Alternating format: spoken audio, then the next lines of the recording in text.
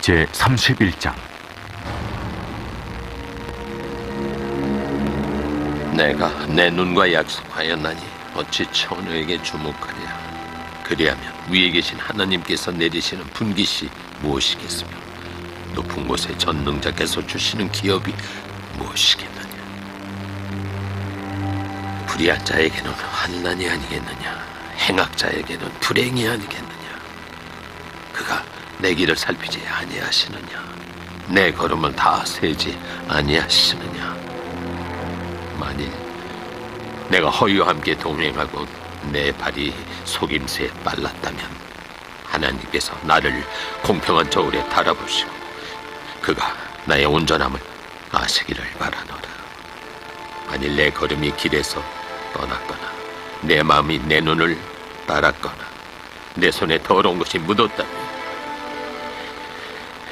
내가 심은 것을 타인이 먹으며 나의 소출이 뿌리째 뽑히기를 바라노라.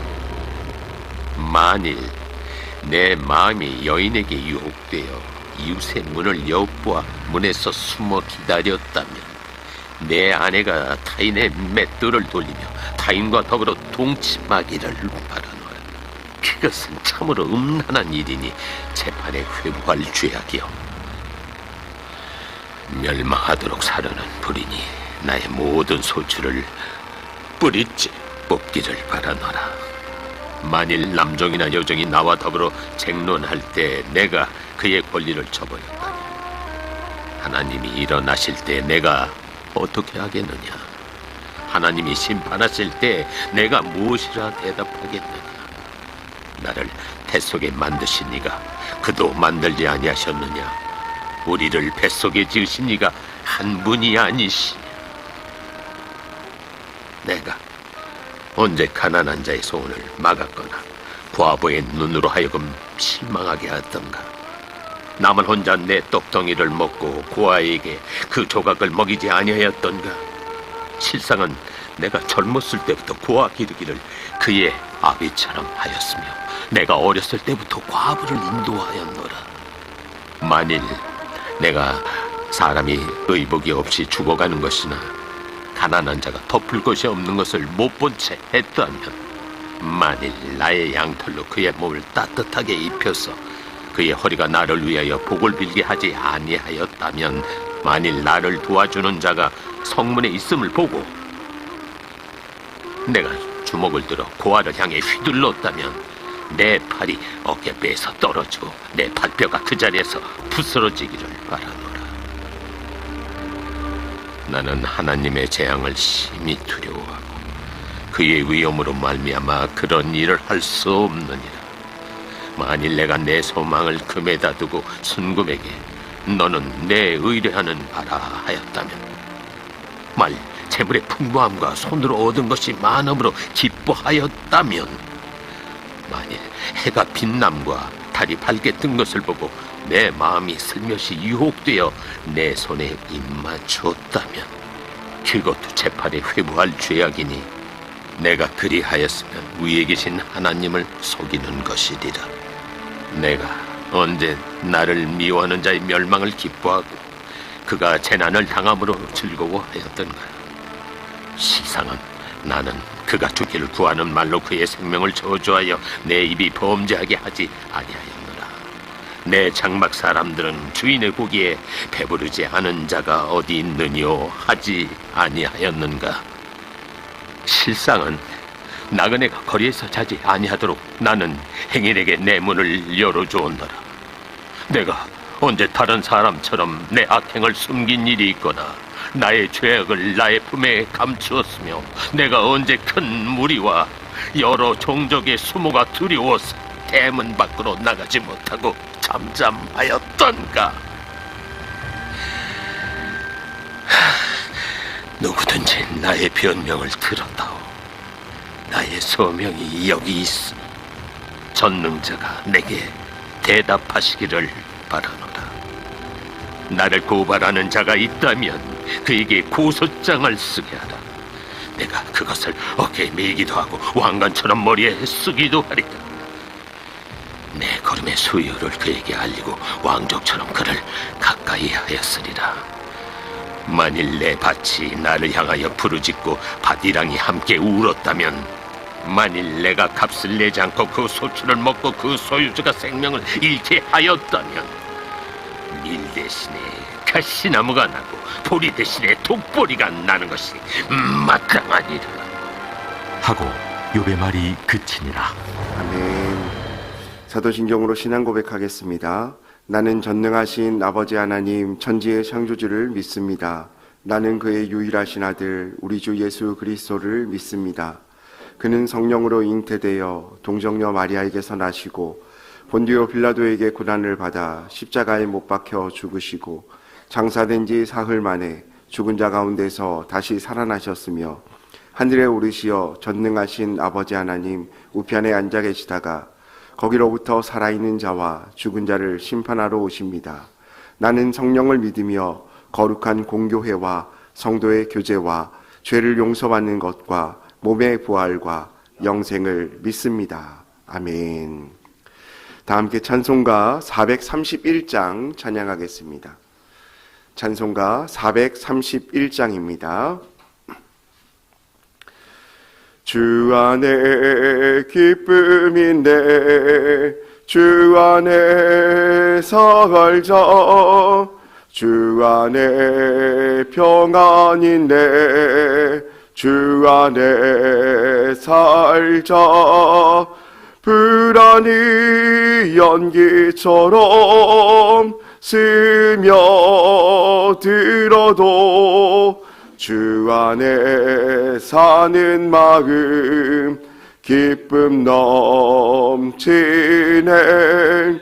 주 안에 사랑인데 주 안에 살자, 주 안에 소망인데 주 안에 살자. 검푸른 성난파도 밀어 덮쳐도 주 안에 사는 마음 평화 넘치네. 주 안에 영생 있네. 주 안에 살자, 주 안에 천국인데 주 안에 살자.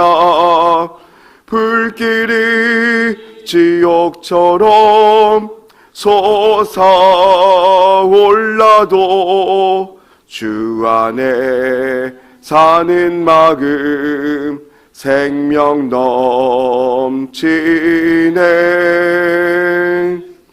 아멘. 오늘 함께 보실 하나님의 말씀은 사사기 16장 18절에서 19절까지 말씀입니다. 사사기 16장 18절에서 19절까지의 말씀을 함께 보겠습니다. 들릴라가 삼손이 진심을 다 알려주므로 사람을 보내어 블레셋 사람들의 방백들을 불러 이르되, 삼손이 내게 진심을 알려주었으니 이제 한 번만 올라오라 하니, 블레셋 방백들이 손에 은을 가지고 그 여인에게로 올라오니라. 들릴라가 삼손에게 자기 무릎을 베고 자게 하고 사람을 불러 그의 머리털 7가닥을 밀고 괴롭게 하여 본즉 그의 힘이 없어졌더라. 아멘. 예물 봉헌하겠습니다. 100번째 정은숙 사모님, 1000번째 황희돈 집사님, 양은영 권사님, 무명으로 2분 드리셨습니다. 1000번째 예물 장진혁, 장규식, 김정옥, 장진용, 유예림, 김혜자, 유용선, 유준경, 김준우, 김준성, 오선경, 김유신, 김서율, 박연희, 김봉재 성도님 예물 드렸습니다. 기도하겠습니다. 할렐루야. 사랑과 은혜가 풍성하신 하나님 아버지, 감사합니다. 추운 일기 가운데도 우리의 몸과 마음을 깨워 주님 앞에 나와 예배함으로 우리의 삶의 주인이 주님이심을 믿음으로 고백하게 하시니 감사합니다. 우리의 단잠을 깨워 주님 앞에 나오며 믿음으로 예배하며 나아가오니 주여, 우리의 기도와 우리의 예배 가운데 은혜 내려주시고 응답하여 주옵소서. 삶으로 드려지는 예배 가운데 하나님의 은혜가 넘쳐나게 하여 주시고 이 예배를 통하여 주님께 더욱더 가까이 나아가는 믿음의 시간이 되게 하여 주옵소서. 특별히 주 앞에 나오며 간절한 기도 제목을 적어 주 앞에 예물 올려드린 손길들이 있습니다. 한 분 한 분의 삶들을 기억하여 주시고 그 기도 제목들을 들으시고 하나님의 때에 하나님의 방법으로 응답하여 주옵소서. 또한 이 아침에 간절한 마음으로 주 앞에 나와 기도하는 성도님들 한 분 한 분 기억하여 주시고 그들의 모든 삶의 기도 위에 주님께서 은혜를 덧입혀 주옵소서. 우리의 삶이 또한 주님 앞에 나아가길 합니다. 이 새벽 주님께서 말씀하여 주시고 깨닫게 하여 주시고 결단하며 우리의 삶을 점검하는 귀한 은혜의 시간이 되게 하여 주옵소서. 감사드리며 사랑이 많으신 예수님의 이름으로 기도합니다. 아멘. 오늘은 사사기 16장 18절에서 19절까지의 말씀을 가지고 하나님의 임재라는 제목으로 말씀의 은혜를 나누고자 합니다. 사람들이 살아갈 때 많은 위협을 느끼게 되어지죠. 또 위험의 순간들을 맞이하게 됩니다. 언제가 가장 위험할까요? 넘어졌을 때입니까? 아니면 실패했을 때입니까? 사실 그것은 현실적으로 보이는 문제이기 때문에 해결하면 됩니다. 다치면 병원 가면 되고 또 상처가 나면 약을 바르고 밴드를 붙이면 어느샌가 상처는 낫게 되어집니다. 그런데 가장 큰 문제는 우리가 아픈 줄도 모르고 또 문제가 있는지도 모르는 그 상태를 인지하지 못하는 상태가 가장 문제인 것이죠. 아무 일이 없는 것처럼 보일 때, 또 문제가 없이 나의 인생은 잘 돌아간다고 느껴질 때, 어쩌면 그 순간이 우리의 인생 가운데 가장 큰 문제의 순간이라고도 할 수 있습니다. 우리가 함께 계속 말씀을 나누고 있는 삼손은 성경에서 가장 강력한 힘을 가진 사람으로 기억됩니다. 오늘 본문 속에서도 나오는 삼손은 어떻습니까? 쓰러지지 않습니다. 병들지도 않았고 감옥에 갇히지도 않았습니다. 현실적으로 볼 때 삼손에게는 아직 아무런 문제가 일어나고 있지 않습니다. 여전히 강해 보였고 평안해 보입니다. 그러나 성경은 우리에게 조용히 말하고 있죠. 우리가 지금 계속적으로 삼손에 대한 이야기들, 말씀을 본문을 묵상하면서 오는 그 마음은 어떻습니까? 겉모습은 아무런 문제가 없으나 그의 속사람은 병들어가고 있고 겉으로는 아무런 문제가 없는 것 같아 보이지만 점점 문제의 수렁통이 속에 빠져가고 있는 삼손의 모습을 우리가 발견하게 되어집니다. 오늘 성경 말씀에서도 단호하게 성경은 말씀하고 있죠. 하나님이 이미 삼손을 떠났다라는 것입니다. 그런데 삼손은 그 사실을 인지하지 못했다라는 것이죠. 여러분, 오늘 말씀을 통해서 우리가 세 가지 정도 생각해 보려고 하는데, 첫 번째로 우리가 생각해 볼 수 있는 것은 무너짐은 어느 날 갑자기 찾아오는 것이 아니다라는 겁니다. 요즘 싱크홀 문제나 여러 가지 도시의 문제들이 있지만 그 문제가 갑작스럽게 일어나는 것처럼 보이지만 사실은 그 지하 땅속 깊은 곳에 균열이 생기고 문제가 생기고 조그만 문제와 균열들을 통해서 일순간에 큰 문제로 나타나게 되어지는 것을 보게 되어집니다. 오늘 18절 말씀에도 이렇게 말씀하죠. 18절 말씀을 한번 보겠습니다. 들릴라가 삼손이 진심을 다 알려줌으로 사람을 보내어 블레셋 사람들의 방백을 불러 이르되 삼손이 내게 진심을 알려주었으니 이제 한 번만 올라오라 하니 블레셋 방백들이 손에 은을 가지고 그 여인에게로 올라오니라. 삼손이 오늘 들릴라에게 무엇을 말했습니까? 자신의 마음의 진심을 말했습니다. 지금까지 여러 번 들릴라의 그 속임과 유혹 가운데서 사실을 말하지 않았고 힘의 근원을 이야기하지 않았지만 오늘 삼손은 드디어 들릴라에게 자신의 마음을 온전히 넘겨주게 되어집니다. 그래서 성경은 뭐라고 말하죠? 진심을 다하여 알려주었다.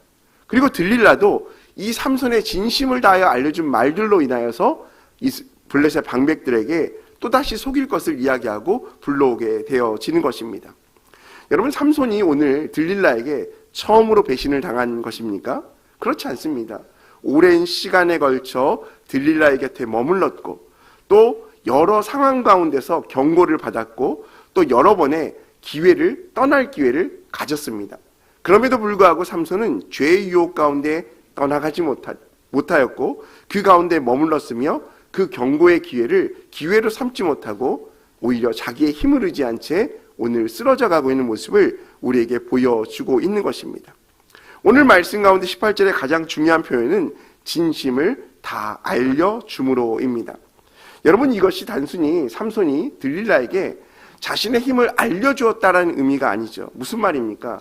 진심을 알려주었다는 것은 나의 본분, 나시린으로서의 삶의 중심, 하나님의 자녀로서의 삶의 자세, 또 삶의 모든 삶을 지탱하고 있는 신앙의 근원을 들릴라에게 알려주었다라는 겁니다. 이 말은 자신의 마음의 중심을 빼앗겼다라는 것을 이야기하는 것이죠. 하나님께 속하였던 그 마음의 중심이 이제 세상 가운데 빼앗기는 모습을 표현하고 있는 것입니다. 단순히 힘의 비밀을 말한 것이 아니라 자기의 존재 중심, 하나님으로 말미암아 세상 가운데 구별된 자신의 정체성까지 지금 넘겨주게 된 것입니다. 그런데 어떻습니까? 삼손의 오늘 실패가 단 한 번의 실수였습니까? 그렇지 않습니다. 삼손은 한순간의 실수가 아니라 오랜 시간 돌아올 수 있는 기회가 있었음에도 불구하고 자기를 방치했던, 자신의 힘을 믿었던 그 방치의 결과였음을 우리는 발견하게 됩니다. 여러분, 죄에 대한 반복적인 타협은 결국 자신의 모든 것을 내어주는 결과로 나타나게 되어지는 것이죠. 오래된 집이 가끔씩 무너질 때가 있습니다. 그럴 때 어느 날 쾅 하고 무너지지 않죠. 미세한 균열이 생기고 그 안에 비나 물이 스며들게 되어지고 또 곳곳이 썩어가고 있습니다. 그러나 우리 눈에는 쉽게 발견되지 않습니다. 겉보기에는 너무나 멀쩡합니다. 그러나 문제는 무엇입니까? 겉은 멀쩡하지만 속은 점점 더 썩어지고 무너지고 있다는 것입니다. 삼손의 삶이 그랬습니다. 머리카락이 잘리기 전에는 아무런 문제가 없는 것 같아 보였지만 실상은 그의 인생 가운데 들릴라라고 하는 죄의 유혹 가운데 점점 마음이 빼앗기고 신앙의 마음 가운데, 자신의 삶의 마음 가운데 균열이 가고 있었다라는 것입니다. 사랑하는 성도 여러분, 우리의 신앙도 마찬가지입니다. 한 번의 큰 죄가 우리를 무너뜨리는 것이 아니라 작은 타협, 반복되는 방심, 이 정도쯤이야 라고 하는 마음이 우리를 무너뜨리게 하게 되어지는 것입니다. 우리의 마음이 떠나 있다면 우리의 무너짐도 시간의 문제라는 것이죠. 두 번째로 우리가 오늘 말씀을 통해서 생각해 볼 수 있는 것은 가장 편안한 자리가 가장 위험한 자리가 될 수 있다라는 것입니다. 오늘 19절 말씀을 보십시오. 삼손이 들릴라에게 자신의 모든 진심을 알려주고 난 이후에 어떤 행동을 벌입니까? 19절에 이렇게 말합니다. 들릴라가 삼손에게 자기 무릎을 베고 자게 하고 사람을 불러 그의 머리털을 7가닥을 밀고 괴롭게 하여 본즉 그의 힘이 없어졌더라. 삼손이 들릴라에게 자신의 진심을 말하였는데 이것은 정말 삼손이 들릴라를 사랑해서 알려준 것 같아요. 19절에는 뭐라고 말합니까? 들릴라가 삼손에게 어떻게 하라고 하죠? 자신의 무릎에 베고 잠을 자게 합니다. 그리고 삼손이 잠이 듭니다. 이 말은 무엇입니까? 들릴라의 무릎이 편안했다라는 것이죠. 이 장면은 단순한 삼손의 휴식을 이야기하는 것이 아닙니다. 삼손의 마음의 완전한 경계가 풀린 상태를 의미하는 것이죠. 어쩌면 분별력이 마비된 상태, 적 앞에서의 안일함, 또 삼손의 적인 그 들릴라의 무릎 위에서 가장 편안한 잠을 자고 있는 삼손의 모습을 보게 되어집니다. 여러분, 우리의 삶 가운데도 이런 문제들이 있습니다. 문제가 문제로 인식되어지지 않을 때 그 문제 속이 가장 편안하게 느껴질 때가 있다라는 것입니다. 여러분, 운전 중에 졸음운전이 가장 큰 문제이죠. 졸음운전이 어떨 때 졸음운전이 있습니까? 위급하거나 눈이 오거나 비가 오면 졸음운전은 절대 일어나지 않습니다. 졸음운전의 대부분은 아무런 길에 문제가 없을 때 곧고 평안한 길, 그리고 안정된 운행 가운데 사람이 나른해지고 또 삶이 노곤해지고 긴장이 풀리게 되어지고 주위에 대한 경계가 사라질 때 분별력이 사라지게 되고 졸음운전이 되어지는 것이죠. 여러분, 이 시점이 가장 위험한 순간입니다. 무슨 말입니까?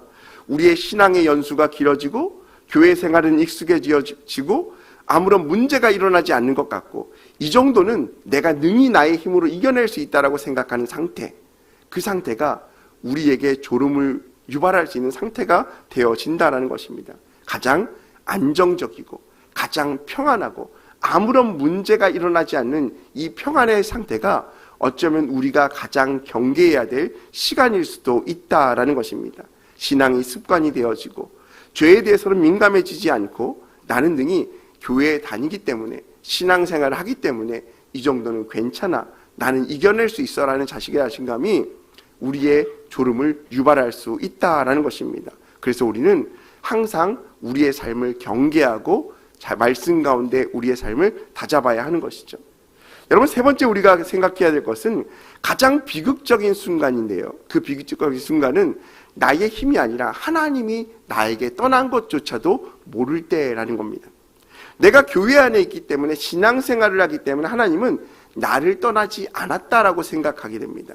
어쩌면 삼손도 마찬가지이죠. 삼손은 하나님을 배반한 적이 없습니다. 하나님을 저주한 일도 없고 하나님을 떠난 일도 없고 하나님과 멀어진 적도 없습니다. 단지 삼손의 실수라고 한다면 죄를 좀 더 가까이 했고 영적으로 조금 더 무감각했고 현실 가운데 안주했다라는 문제가 있을 뿐입니다. 그런데 오늘 19절 말씀의 마지막 부분은 삼손에 대해서 뭐라고 이야기합니까? 7가닥을 밀고 괴롭게 하여 본즉 그의 힘이 없어졌더라. 여러분, 그의 힘이 없어졌다라는 말은 무엇일까요? 다른 말로 하면 하나님의 영이 그를 떠났다라는 것입니다. 왜 그렇습니까? 삼손의 힘의 근원이 하나님으로부터 시작되었기 때문에 그렇습니다. 여러분, 오늘 말씀은 단순히 삼손의 느낌이 아닙니다. 삼손의 7가닥을 밀었을 때 자신이 힘이 없어졌다고 느꼈습니까? 아니에요. 이후의 말씀을 보면 또 블레셋 방백들이 왔을 때 일어나서 힘을 씁니다. 그때 안 거죠. 나에게 힘이 없었다는 것을. 오늘 지금 9절 말씀의 하반절은 누구의 관점으로 성경이 기록된 것입니까? 하나님의 관점으로 기록된 거예요. 삼손의 머리카락 7가닥이 밀렸을 때 하나님이 괴롭게 하여 본즉 그의 힘이 없어졌다라면 하나님의 영이 떠났다라는 거죠. 이것은 누구만 알고 있는 거예요? 하나님만이 알고 계신 거예요. 여러분, 우리의 영적인 상태도 마찬가지입니다. 나는 여전히 신앙생활 가운데 아무런 문제가 없고 신앙생활 가운데 여전히 평안한 삶을 살아가고 있다 할지라도 하나님께서 우리의 인생을 떠나가신다면 결국 우리의 가장 큰 문제의 순간 가운데 힘을 쓸 수 없고 괴롭게 되어지고 하나님의 떠남을 그때서야 알 수 있게 되어진다라는 것입니다. 여러분, 오늘 18절과 19절 말씀 가운데 삼손의 문제는 뭡니까? 문제가 없습니다. 2절 말씀에는 단순히 머리털을 밀렸다, 자신의 진심을 알려주었다, 들릴라의 무릎에서 평안한 잠을 잤다, 이것이 오늘 본문의 전체 이야기입니다. 그럼 삼손은 여전히 숨을 쉬고 있었고 여전히 팔과 다리가 있었고 여전히 예전에 자신의 힘센 모습을 기억하고 있었다라는 겁니다. 그러나 한 가지 없어진 것이 있죠. 무엇입니까? 하나님의 임재입니다. 하나님의 그의 인생 가운데 떠났다는 사실을 삼손이 자각하고 잊지 못하다라는 사실이죠. 여러분, 이것이 문제입니다. 여러분, 시동 꺼진 차가 왜 문제입니까? 겉모습은 아무런 문제가 없습니다. 겉으로 보기에는 너무나 멀쩡해 보입니다. 계기판도 있고요, 핸들도 있고요, 좌석도 그대로고요, 기름도 있습니다. 그런데 시동이 걸리지 않아요. 무엇이 문제인지 몰라요. 아무런 겉모습은 아무런 변함이 없지만 시동이 걸리지 않습니다. 여러분, 가장 큰 문제가 뭘까요? 겉모습이 중요한 것이 아니라 왜 시동이 걸리지 않았는지 그 문제의 원인을 찾는 것이 중요한 것이죠. 여러분, 겉모습은 그대로였지만 오늘 삼손의 모습은 하나님과의 관계가 끊어졌음을 19절 말씀은 분명하게 기록하고 있습니다. 우리도 마찬가지죠. 교회는 다니지만 기도는 사라지고 말씀은 형식이 되어지고 하나님 없이도 신앙생활이 가능한 것처럼 비춰질 때가 있다라는 것입니다. 겉모습은 전혀 달라지지 않았습니다. 그런데 문제가 무엇입니까? 우리 안에 하나님의 임재가 떠나갔느냐, 이것이 문제라는 겁니다. 사람들이 보기에는 아무런 문제가 일어난 것처럼 보이지 않을지라도 하나님의 역할이 우리 가운데 떠나갈 때 우리의 영혼은 이미 영혼의 시동은 꺼지게 되어진다라는 것이죠. 여러분, 하나님의 임재는요 자동적으로 유지되는 것이 아니에요. 삼손의 일생의 이야기를 통해서 볼 때 어떻습니까? 죄의 유혹 가운데 벗어나야 하고 하나님을 더욱더 가까이 해야 하고 하나님의 임재를 경험해야 하고 하나님을 의지하는 삶을 우리가 살아가야 한다라는 것입니다. 여러분, 우리가 지금까지 삼손의 이야기를 쭉 보면서 마치 부정적인 이야기처럼 실패하는 신앙인의 모습처럼 비춰질 수 있습니다. 우리의 모습처럼 비춰질 수 있어요. 그러나 성경은 여기서 멈추지 않아요. 오늘 본문 말씀 16장 이후의 말씀은 결국은 어떻게 갑니까? 하나님은 결국 삼손의 돌아올 길도 남겨두신다라는 거예요. 하나님이 진정 원하시는 것은 너희가 연약하니까 실패했으니까 잘 살아야지 왜 못 살아서 우리를 질책하는 것이 아니라 그런 연약한 가운데 있는 우리라 할지라도 하나님은 그런 삼손을 돌이킬 수 있는 길을 마련한 것 같이 우리의 연약한 인생 가운데도 돌아올 길을 남겨두고 계신다라는 것이죠. 여러분, 이것이 은혜입니다. 우리가 지금은 혹시나 과거의 은혜로 지금을 살아가고 있다 할지라도, 예전의 헌신으로, 예전의 열심으로, 예전의 경험으로 기대고 살아간다 할지라도, 때로는 우리가 그 힘에 버거워 지금 쓰러져 있다 할지라도 하나님은 그런 우리에게 오늘 삼손을 통해 말씀하고 싶은 것이 무엇입니까? 너희의 인생 가운데 힘의 근원인 하나님께서 여전히 그럼에도 불구하고 우리 인생 가운데 일하고 계신다라는 거예요. 여러분, 사사기 16장은요 완전한 절망으로 끝맺음을 하고 있지 않습니다. 결국 밀렸던 삼손의 머리카락이 어떻게 됩니까? 다시 자라기 시작하니라. 여러분, 삼손이 자각하지 못하는 순간 가운데 하나님은 이미 삼손의 인생 가운데 역사하고 계시다라는 것입니다. 머리카락은요 분명히 다시 자랍니다. 우리의 실패가 실패로 끝나지 않는 이유는 하나님이 우리의 우리의 인생을 떠나는 것이 아니라, 그런 불쌍한 불행한 인생 가운데 있는 우리라 할지라도 하나님은 여전히 부족한 우리의 삶 가운데 역사하시고 우리를 이끌어가고 계신다라는 것입니다. 여러분, 삼손은 다시 하나님을 부르죠. 여러분, 이런 중요한 복음을 보여줍니다. 이것이 바로 은혜다라는 것입니다. 하나님은 떠나실 수는 있어도 회개하는 자를 영원히 버리지 않는다는 사실들을 기억하시기 바랍니다. 마치 본문 말씀을 보면 하나님이 우리 인생을 떠나가시면 우리가 아무런 힘이 없고 아무런 의미 없는 생활을 하는 것처럼 비춰지지만, 하나님은 회개하는 영혼에게 다시 돌아와서 그에게 힘 주시고 능력 주시고 하나님의 일을 행하심을 기억하시기 바랍니다. 그러면 우리가 무엇을 기억해야 될까요? 우리 인생 가운데 지금 하나님의 임재 가운데 있는가, 이것을 기억해야 합니다. 삼손의 인생 가운데 하나님의 임재를 자각하지 못한 채 세상 가운데 자신의 힘을 의지할 때 실패를 경험했던 그 모습이 우리의 신앙의 여정 가운데 나의 힘과 나의 능력과 나의 경험을 의지하며 여전히 하나님이 나와 함께 계신다고 착각하고 있는 우리의 모습이 있지 않은지, 그럼에도 불구하고 하나님이 원하시는 삶은 하나님의 인생을 자각하고 하나님의 임재를 경험하고 돌아와 하나님을 의지하면 주님께서 우리에게 머리카락을 다시 자라게 하시고 우리에게 힘 주시고 능력 주시는 그 하나님을 기억하는 삶을 우리에게 원하고 계시다는 사실입니다. 여러분, 힘보다 중요한 것이 무엇입니까? 하나님의 임재임을 기억하시기 바랍니다. 능력보다 중요한 것이 무엇입니까? 나의 힘이 아니라 하나님과 동행하는 것입니다.